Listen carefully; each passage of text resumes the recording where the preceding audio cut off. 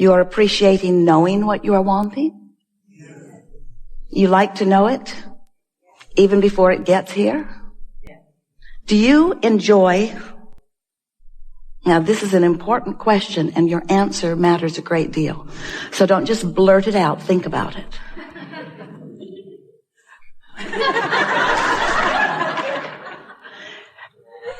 Do you like the journey on the way to what you're wanting? Yes. Even though the whole time you're on your way, you're not there. Yes. No more important question or answer ever to consider, because you are always, and we mean always, going to be on your way to something more. And if the not enoughness because I'm not there-ness is so powerful within you, then you mute your vibrational output. Not only do you slow the journey down so that it takes longer to get to where you think you want to be, but you're not having any fun along the way because the absence of what you want is so punctuated within you. So when we ask you, we really want you to think about it. Are you enjoying the journey from where you are to where you want to be as you move through that it isn't here yetness? Because that really is what the art of allowing is about. It's about knowing that you are your own point of attraction, that how you feel is everything, because how you feel is the indication of the vibration that you're offering, and the vibration that you're offering is everything about what you're letting in. Most of our physical friends don't realize that when you ask, it really is given, that in the simple realization that you want something, that doorways open, pathways light up, all kinds of non-physical help comes into being, all kinds of circumstances and events, and rendezvous, vibrational rendezvous take place in the moment that you come into contemplative awareness of something that you want. If you could see an aerial view, you would never again worry, because in the slightest wish or hope, and certainly in those stronger desires, pathways light up that are so vivid that those of us who are aware of these pathways wonder why any of you would ever worry. And then we remember that the reason you worry is because you can't see the path. So we want to make you aware of it. We want you to feel the path even if you can't see it. Esther will say to us from time to time, well, light it up a little brighter, will you? Make it a little bit more evident. And we say, you say that you want that only when you're standing in the darkness and you can't see the light. But when you're standing out there, tuned in, tapped in, turned on, you want everyone to get out of your way because you want to be the creator of your own experience. You don't want someone else doing it for you, but we just want to let you know. No one else is doing it for you, but you have infinite intelligence helping you along the way. And if you could just be a little less aware of what's not going right now the way you think you want it to be, and a little more aware of what is going the way you want it to be, so that you're tuning yourself to the highest frequency of your highest good, then those pathways would be more evident to you. And we want to stop for emphasis and punctuation. That is what the best of life is about. When you want something and you believe it and you're on your way to it and you're joyfully romping down the path on your way to it. When you go on vacation or you get on a journey, you get out on the road going someplace, you're not there when you first start, but you don't freak out because you're not there. You expect there to be some journey along the way. But we have to say, friends, we love you very much. You know what's coming after that phrase? We love you very much, but you do complain on your journeys. You do. You complain on your journeys. And we take that as a good thing, not as a bad thing. We mean it as a compliment in this sense. At very deep levels, sometimes so deep, at very deep levels, you know things are supposed to work out for you. You do. And when they're not, there is a sort of freaking out that is natural. We understand that. But we want you to know a whole lot is working out before there is a manifestation that you can show to others. And if you can be a little less hung up on the manifestation that you want to show to others, and more tuned to the feeling of adventure, to the feeling of joy, don't you just love it when you want something in general terms, and you don't exactly know how it will play out. Oh, you've got some ideas about how you would like it to play out. But the reason that you want whatever it is to play out in more detail is because you believe that in the manifestation of it, you will feel better. So, you know how when you want something and it hasn't yet manifested, but you have this general sense of it, and then ideas start to come to you? Don't you like that feeling of idea? Don't you like that feeling of inspiration? You do when that feeling of inspiration is accompanied or allowed on this basic platform within you of expecting good things to come. So if you could just develop a sort of general basis of beingness that goes sort of like this. I don't exactly know how it's going to be or who it's going to be or when it's going to be or where it's going to be, but I know that it's going to be really good and that I'm going to know it when I see it. In fact, I know that I'm going to know all the steps along the way, because feeling your way to the next manifestation and the next manifestation and the next manifestation is what the most of your life is about. It's not about the manifestation and the manifestation and the manifestation. It's about feeling your way along your way to the next manifestation and the next manifestation. Hear that? That's really an important thing. Because if it were the other way, if it was just manifestation, I want it, boom, I want it, boom, I want it, boom, I want it, boom, we promise you this would be a seminar on de-manifestation. I have 487 cars, Abraham. The oil is seizing up in most of them because I can't get to them every day. I have more property than I have been able to visit. The rats have moved in. I have more stuff than is manageable. That is what you would say to us. There are more people in my life and there are more conversations to have than I have tongue to have them with. That's what you would say to us. But when you let your world be a vibrational world, which means it's an emotional world, which means it's a thoughtful world, now your world can be one that vacillates between comfort and ease, and power and certainty, and eagerness and clarity and passion and love and joy.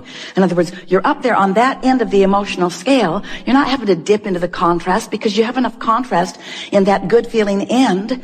You like going from, the satisfaction of not being overwhelmed to the exhilaration of having a little more to do right now than you really want to do. In other words, that's really a nice blend of emotions, and you have the ability to control yourself in that way. But you've got to stop. You have to stop making it about the manifestation and begin making it about how I feel right now, how I feel right now, how I feel right now. Because you don't have control over the manifestation because you haven't exercised control over your vibration. But if you start making it about exercising control over your vibration, control over your emotion, control over your thoughts, control over your words, control over your general approach to physical life experience, what you're going to begin to notice is that you have control over all of the specifics of your life. Not just what, but where. And not just where, but who. And not just who, but when. You get to dictate every single part of your experience. You get to call the shots. You are the only one that ever calls it in, and you're the only one who ever holds it out and keeps it from coming. So do you have any idea? We do. And we're not mocking you. Well, a little. Do you have any idea how many experiences you have called to you that you're not allowing to flow with the ease that is possible? And do you know the one reason why you're not allowing these things, experiences, people, places, events, circumstances, dollars to flow to you in the way that you want?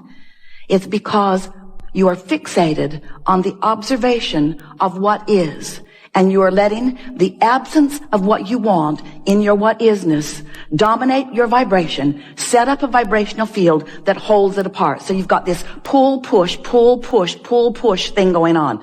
I want it, but I want it now, and I want it yesterday, and I want it so much, and the not having of it has me upset. That's basically what your vibration, most of you, we love you so much, But we thought you might like to start this new year off knowing how to create your own reality. Because nobody else is creating your own reality, you see. That's why it's called your own reality. Your own reality. You are the creator of your own reality, which means you are the vibrator of your own beingness, which means you are the thinker of your own thoughts. You are the perceiver of your own world. You are the attractor of your own experience. You are the maker of your own life. You are the uplifter of your own being. You are the magnificent genius creator who came into this physical body with the express intent of mixing it up, of looking around, of identifying what you want, of achieving vibrational harmony with it, and then taking glory, watching with reverence and appreciation and rambunctious zest for life, watching the components of your creation come into place one by one to, in some cases, surprise you, and in every case, delight you to the power and the clarity and the worthiness and the goodness and the readiness and the bigness of that which is you. We love visiting with you. We like so much a group like you gathering together, people all around the world. We're pleased that you're there too. Listening to our rampage of appreciation of the life that you are living. Your life that you are living. But you can't live your life without those like us benefiting from your exposure to your life. Because when you look around and you have experiences and you revel with delight in some of them and you shudder in discomfort at others, in every case, whether you are cringing or applauding, you are focusing energy that is creating worlds. And as you do that, we're all in on it. We get to participate with you. That thrill that you have is our thrill that you are interpreting. But when you feel bad, that's you interpreting the absence of us. Absence isn't the right word because we don't go away. It is your pinching yourself off from the vibration of your source. That is really what negative emotion is. So have you been listening to us for a while? You know about vibration? Pretty much.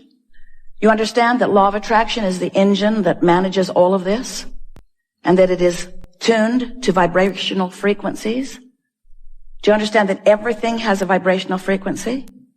Do you understand that your manifestations that will soon manifest have vibrational frequencies? And that if before it manifests, you achieve vibrational harmony with the frequency of it, then it comes to you faster. Do you understand that abundance has a vibrational frequency? Yeah? And can you imagine what it feels like? What would the vibrational frequency of abundance feel like if you were going to put words to it? It would feel like ease. It would feel like freedom to choose, certainly. It would feel like eagerness. It would feel like clarity. The vibration of abundance feels like fresh air. It feels like clear path. It feels unlimited. It feels always flowing. It feels abundant, meaning never ending, always flowing. It doesn't feel pinched off, and it doesn't feel like jealousy, and it doesn't feel like worry, and it doesn't feel like fear. It feels like fun. It feels like sureness. It feels like certainty. So let's say that you're standing in a what-isness of less abundance than you want. If you can take your attention away from your perceived manifestation of not enough, and you can focus upon something else that feels like fun or something else that feels unlimited. In other words, you can use subjects other than the subject of money, which may feel like not enough every time you think about it. You can focus upon other things that feel like fun, that feel unlimited, that feel like clarity, that feel like fresh air. You can practice the seed vibration of abundance by staying off the subject if the subject calls something different from you. You see what we're talking about? A while back we said, if you're working on abundance, if abundance is something that is important to you, then take money out of the equation. Because there is so much abundance that is abundantly around you.